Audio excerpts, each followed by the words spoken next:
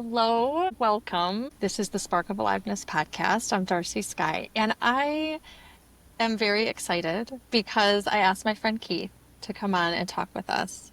And there are very specific reasons that I wanted to share Keith with all of you. I could just talk for days, as we know. I would like to offer to you, Keith, the opportunity just to say hi, share whatever you'd like to in this moment. Thank you, Darcy. Thanks so much for having me on. I'm happy to be here with you. Excited to have this chat. Yeah. Yeah, I'm just ready to roll. Whatever you want to ask me or we want to talk about, I'm really looking forward to digging in here. Okay, beautiful, beautiful. So, what happened to bring you all in? What happened is Keith and I in this mastermind, we had a great connection, and I thought, oh, let's do a Zoom coffee date. So, we scheduled the coffee date. We're all set, all good. And then as the morning moved forward, I was running late in my schedule. I was not going to be showing up at our scheduled time. And I was like late, not just like a couple minutes. So I got in touch with Keith through LinkedIn, which was our only way to connect at that moment. And I sent a direct message. I said, oh, so sorry, I'm running late. I'll be there about 10 minutes behind or whatever. So I then arrive probably 13 minutes or so behind the scheduled time. And this is the piece that I really want to highlight. I arrive, and you know that feeling when you arrive late to something and you're like, oh, oops, sorry, and it's like, you're really bummed because it was something you wanted to be on time for, but just lifed and you got there when you got there.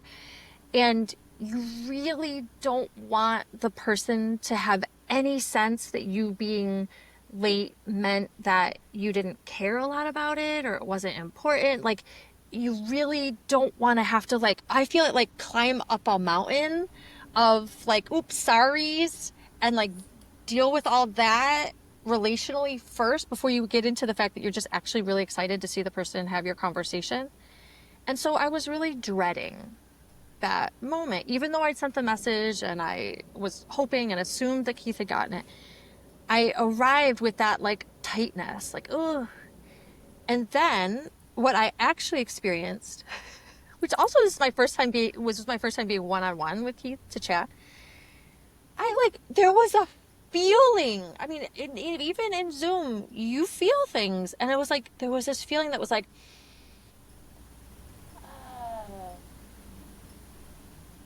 and there was nothing pre-made about that. I didn't feel Keith trying to be accepting. I didn't feel Keith trying to go anywhere. I just felt like not only calmness, but acceptance. That was the piece. And not even an acceptance because I'm late. There was actually no charge to the fact I was 13 minutes late, which affected my nervous system in such an incredible way. And then my mind went to assuming he'd gotten my message. So I said, oh, did you get my LinkedIn message? So sorry I'm late. And he was like, oh, no, I didn't. I don't check those that often, or, I wasn't like really paying attention. And then I was like, oh my gosh, he didn't even know that I was going to be late and I'm really late.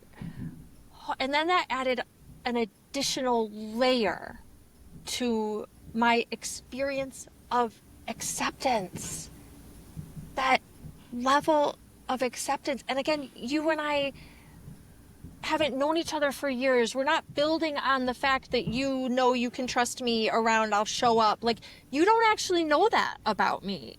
And yet still, you had that beingness to just hold that with me. So that was profound. And I wanted to bring you on so we could talk about that and I could get your sense of that ability, that what you do by being all that. Like, I just love for you to share in light of me describing my experience of you. Yeah. Well, first of all, I'm so glad that that's how it landed for you. Um, yeah, I don't know. I mean, life does get really lifey. It really Mm-hmm. does. And I just try to give folks the benefit of the doubt. Mm-hmm. And you're right, like you and I just met each other. I didn't know for sure if you would show up or not, but somehow I don't know, maybe this was my intuition kicking in. I Mm-hmm. really didn't think that you were deliberately being rude or, Mm-hmm. trying to mess around or taking my time for granted. I figured there were probably really valid reasons, and that if you were able to show up that you would, and if you weren't, that I'd probably find out later why you hadn't been able to show up. So I wasn't, I wasn't stressing about it. I Mm-hmm.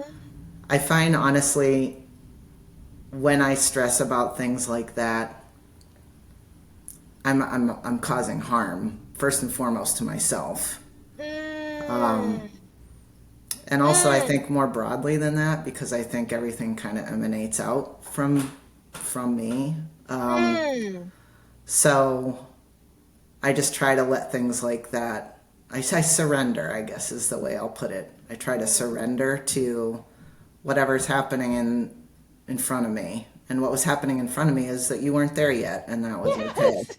Um, Yes, for yeah, sure. Sure. That's a lot. There's a lot there. So I'm gonna I'm gonna ask you to like break it down a little bit more in terms of like, so you said surrender. What does it feel like for you? Like, how is that pathway to surrender possible? Like, what are the um hooks you find along the way that you like disengage from to not go down a non-surrender path? Like, what what does that commitment to surrendering in the moment, what is that, what's in it for you? What not what's in it for you, what's there for you in that pathway? Can you break that down a little bit? yeah. I mean, where I feel led to go with your question is Yeah. just to say that for me, things most always boil back down to my body. Yeah. Okay. And if I'm not surrendering, which to me just means letting go of trying to control outcomes and really just allowing the process to unfold, trusting the cosmic choreography that's happening. Yes. And when I'm not doing that, I really feel it in my body. Okay. My body, in recent years, because I've been at war with my body for a lot of my life, but in recent years, I really feel like my body is the surest, steadiest companion that I have, and it lets me know. Wow. Hmm. It lets me know when I need to dial it back and go into a place of greater surrender because I'll literally get really tense if I'm not doing that. I mean, I have my hand on my chest right now, feeling into my body, but so I think what happens for me is I get biofeedback that tells me let go. And so I do try to. I don't always succeed at this, believe you me. Yeah, yeah, yeah, yeah, yeah, yeah, of course. No, But but for the most part, that's really I just really try to stay in very close touch with what my biofeedback is telling me at any yeah, given moment. yes.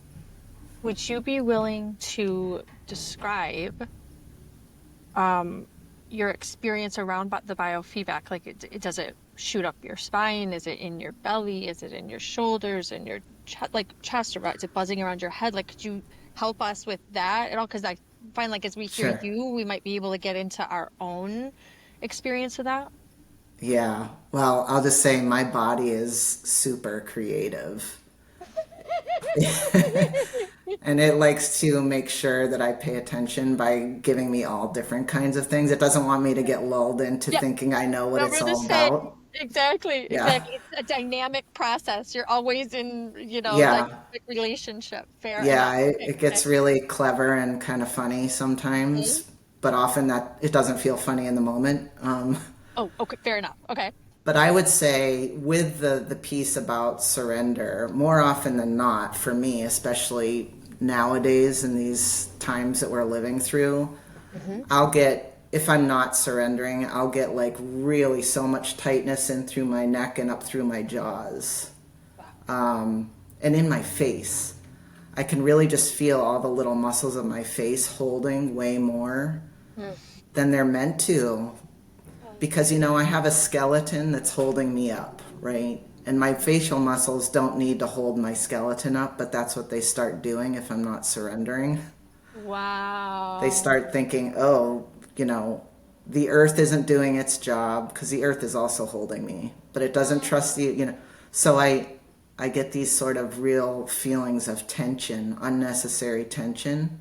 Mm-hmm. But another big one for me that's kind of like next level from my body is I'll have sort of digestive difficulties. Mm-hmm. Yeah. Mm-hmm.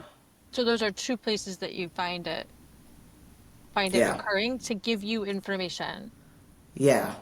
And I imagine everybody's body is very different in how it presents, but that's how it presents for me. Exactly. That's Yeah. so far in it, but who knows, the next turn of the road might have a Right. totally Right. different symptom or whatever. Exactly. Yeah, of course. Of course.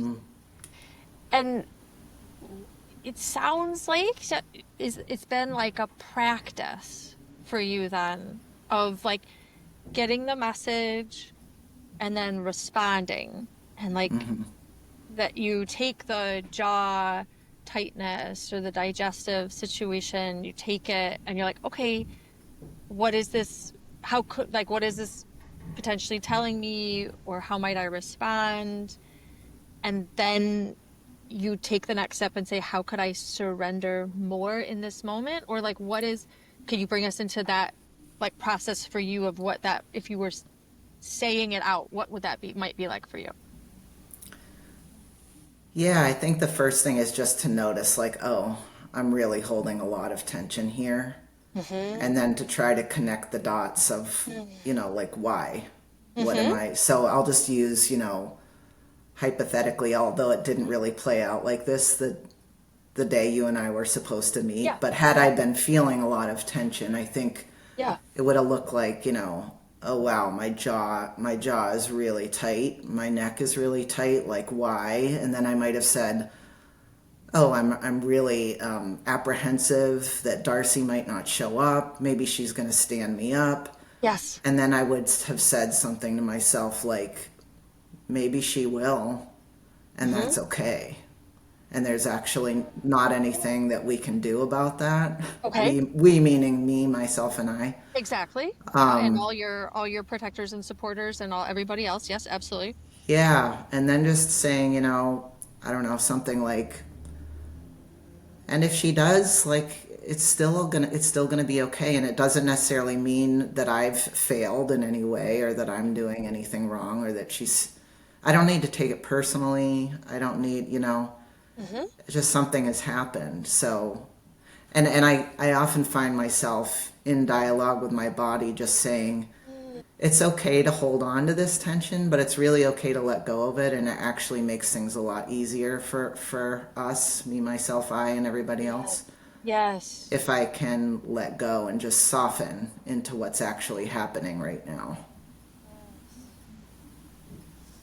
My experience coming onto that call and feeling that with you, being in that space with you of acceptance when I expected a harder exterior, a harder moment, to me, it felt like not your first rodeo. It's like, whoa, like not only was this my experience, it didn't feel like you were reaching for it. And then when I even reached out to you and said, I'd love to talk with you about this. This was my experience. I'd love to talk with you about this on the podcast. You were like, wow, that's cool. That's something so natural to me you'd like to talk more about.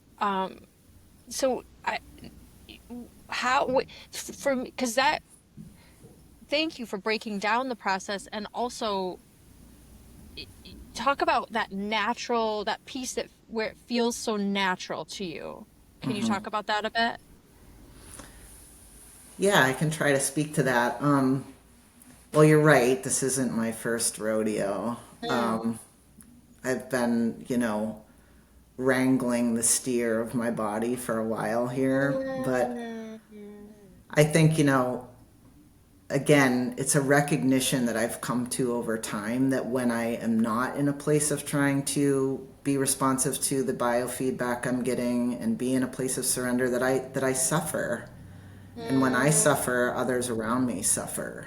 And but I think innately, even as a little kid, probably, I think I had some capacity to do this because Mhm. I'm going to bring in some astrology if that's Yeah, great. okay. I would love that. Yeah, yeah. Like there's a lot of water in my astrological coding, Mm-hmm. and I think water as an element holds a lot. So I think it's Mm. just that may be part of I love that. Yes. the innate Yes. ability is just, that I'm so watery that the holding space for people has always come somewhat naturally for me. And again, it's not 100% of the time like anybody else. I get overtired and overwrought and prickly, but in general, it Mm. feels fairly natural for me because I think elementally, from an astrological sense, I'm just very watery. I love that aspect of water you're bringing up, that it holds a lot. Could you talk more about that? Yeah, I mean, well, sadly, like we think that the water can hold all kinds of things, right? Which is why our oceans are filled with Mhm. microplastics and all kinds of things. But I think in general, though, water does hold. Water can hold a lot, and it does it pretty quietly. Like Mm-hmm. water generally isn't like, look at me doing all this holding. It Totally. just, yeah, I mean, it just sort of absorbs and holds, and things, can sort of blend or float in water. I mean, there's a lot of different ways that water can hold. But as opposed to, say like fire doesn't really hold a lot; it burns. Which Burns. isn't to say I'm not trying to throw shade on fire. There's a Not lot at of all. good about fire, but it Of doesn't course. hold in the same way that water does. Exactly. Exactly. Yeah, It has a different quality of element. Like the element of it holds different qualities. yeah, And I work with water a lot in terms of, my love for it, my awe of it. But I hadn't ever really captured that around how it holds. I think of like our watery second chakra, like it is like a bowl, it holds, right? But I thought of it as like a holding place for the water. I didn't actually like take it the next step, and then the water holds and yeah. absorbs and cleans and clears. I think even just this morning, my son had all this chocolate on his face, and I was like wiping it off. I needed some water to wipe and to clear and cleanse, and it's that is so my experience when I again jumped on the call. It was like this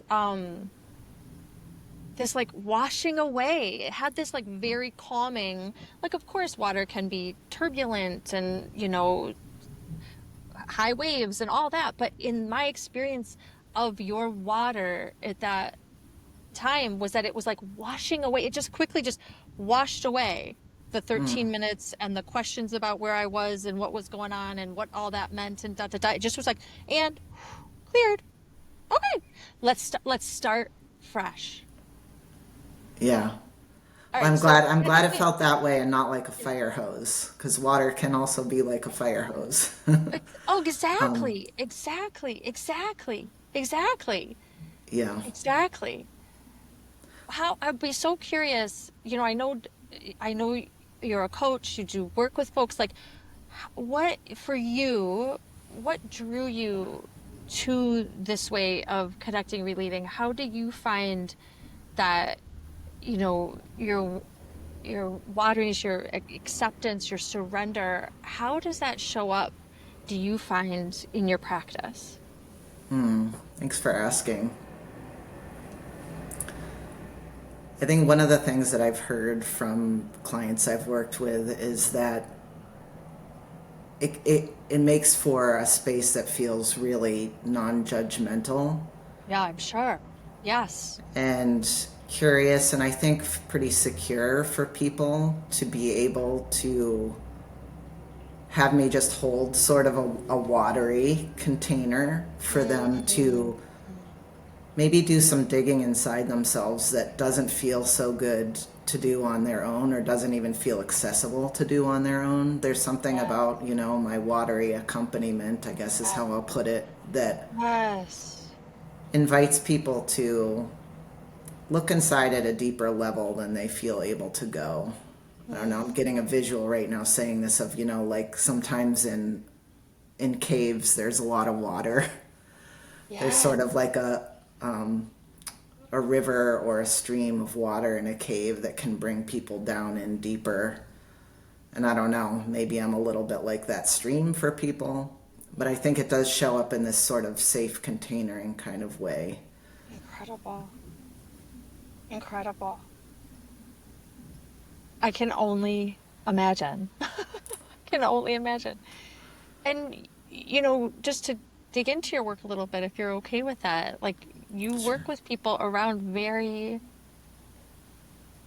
I would call them like issues that are very deep for people and hold very, very deep experiences and deep identity pieces. Like, can you speak more about the nature of your work and who you support and what that part of it is about for you? Yeah, absolutely. I mean, I work with people on a bunch of different things, but I would say that there are three main areas that I really feel really well suited to help people with and that I love helping people with. So I myself, I identify as transgender, queer and transgender, and most of my clients are LGBTQ identified or allied folks. And specifically, what I love helping people with is one thing is imposter phenomenon, because a lot of queer or trans identified people have spent a lot of time in identities that weren't their authentic identity, where their insides and their outsides were not matching up for many years. And so even when somebody moves out of what I'll call a false identity into a more authentic one, there's usually some pretty sticky feelings of faking or imposter that stick around. And so I love helping people kind of step outside of that imposter phenomenon stickiness.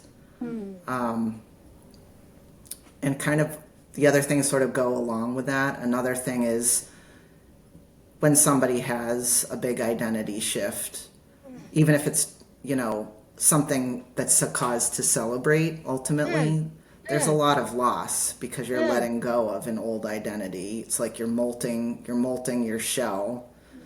And there's a lot of loss that I would call sort of disenfranchised grief that comes out of that type of loss.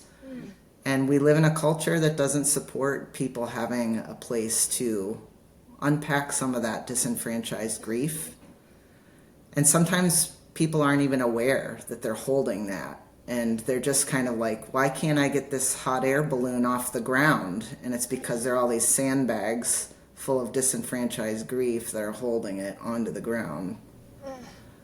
And then the third thing I guess I'll say that I love talking with people about, I could talk all day long, Yeah, yeah.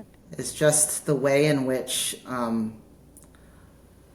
our cultural conditioning around gender can be so limiting. No matter how somebody identifies, no matter whether somebody's queer and trans identified or cis hetero identified, male or female, the gender conditioning we're all subject to is baked so hard into every nook and cranny of our daily existence. And it can be really limiting for people and bring up lots of big feelings. And it can be confusing because it's not something we talk about a whole lot. Why am I feeling like this thing in my life is so scratchy? Well, it's because maybe you're doing something that you thought you had to do or that you didn't think you could do because of your gender conditioning. So I love helping people sort of unpack that and make sense of gender for themselves, whatever that looks like. Absolutely. And based on the space you hold, I can only imagine how powerful that work is for people that come in and do that with you. Yeah, I mean, I can feel when somebody has really been able to locate some kind of truth that they didn't even know that they needed to locate. And it's just, this sort of little thrill that I feel on my side of the interaction, but I can really see it in them too. And it's the best thing ever. It's the best thing. Yeah. That's amazing. Yeah. It really is. It really is. Such a gift It's to be such able a to get into that space with somebody. Exactly.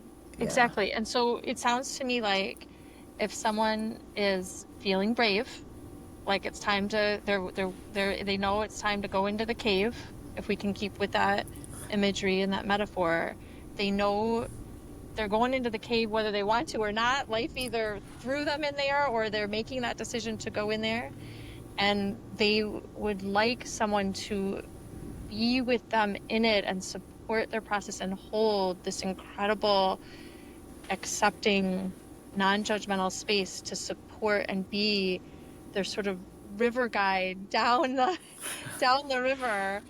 That's a space that you hold.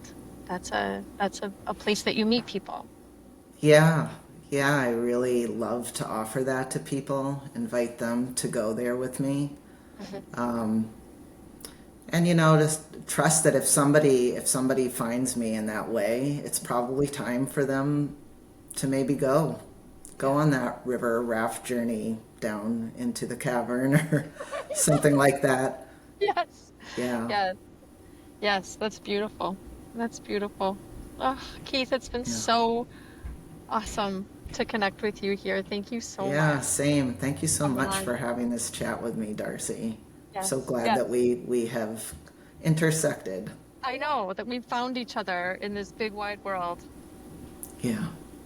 Awesome. All right. How can people know more? Where do they go if they'd like to talk more with you? Yeah, I guess I would offer two separate things. One is my website, which is just Keith Aaron. Mm-hmm. And the other is that I'm also a writer and I do a Substack that really I think gives people a pretty good flavor of me and the way that I maneuver myself in the world. The Absolutely. Substack is really it's a Substack that I rate on sort of the competing needs of authenticity and belonging in the Mm. world, in our culture. Mm. I love that. Yes. Yeah, it's called Big Blue Sky Dragonfly is the name of the Substack, but you can find me at Keith Aaron. What is it? At Keith Aaron on Substack. KeithAaron.substack.com, I think. Perfect. And there's also a link on my website. I have a tab on my writing, and people can find the Substack through my website as well. Yeah. Yeah, perfect. Yay. All I'm right, also cool. on LinkedIn. If anybody Yes. wants to Yes. find me on LinkedIn, you can find me there too. I Yes. don't But do a lot of social media, but I am on LinkedIn. if you direct message Keith with an urgent message, you likely won't get it, and it'll be Right. totally okay. Right after we've now established that I don't check LinkedIn all that often. I mean, I check a few times a week, No, no, but no, totally. yeah. Absolutely. But I won't think any less of anyone if they show up a couple of minutes late Couple minutes, to see me. you'll get the warmest welcome, and it will change your body chemistry for the Nice. better. Yeah. So Thank glad. you. I know, me too. It's a gift. It's such a gift. And now I hold that. Like that's an experience I had, and now that's always an experience I can come back to of what that feels like. So on one hand, one might see it as small, but the reality is it's profound. Absolutely profound. Yeah, well, I'm so glad that your body told you that it felt good. Um, Hmm. when my body was telling me that it was really okay that you weren't there yet. Exactly. Yeah. Beautiful. Beautiful. All right, Keith. So good to talk. Thank you, Darcy. Yeah, Absolutely. I'll All see right. you Take soon. care.